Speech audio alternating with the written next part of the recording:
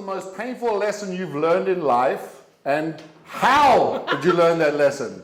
What is the most painful lesson you've learned in life, and how did you learn that lesson? Let's welcome up Lester Lin. My go-to way of learning, seems like through my whole life, is sink or swim. You get thrown into something that's way over your head, and then you've got to learn it.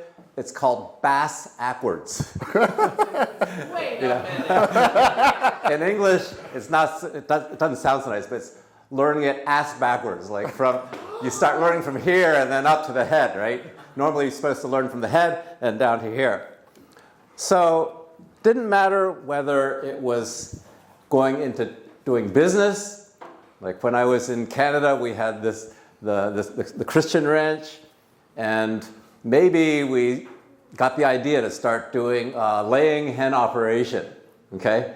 So we say, okay, we're gonna do it, and then we've got to figure out how to build the building, what's the way to make it most efficient, and basically, when we're doing this, well, we've got to go see someone who's doing it already, and like if we got to go see a chicken farm and how it's laid out, then we try to implement it and study, how do you do the automatic watering feeding systems, and how do you handle manure and all this. And it was after we're already going to do it that you learn from bass backwards, sink or swim. So also we did other things like contracting, maybe where we did pine cone picking. All right, this is where a helicopter comes to the woods and it has a grapple and just grabs the top of the tree and pulls all these branches up, and they drop them down at a certain place, and then all of us come in and it's sticky, it's gooey, and then you're filling up the bags. But we had to write a contract. Well, I didn't go to business school. I didn't even go to college.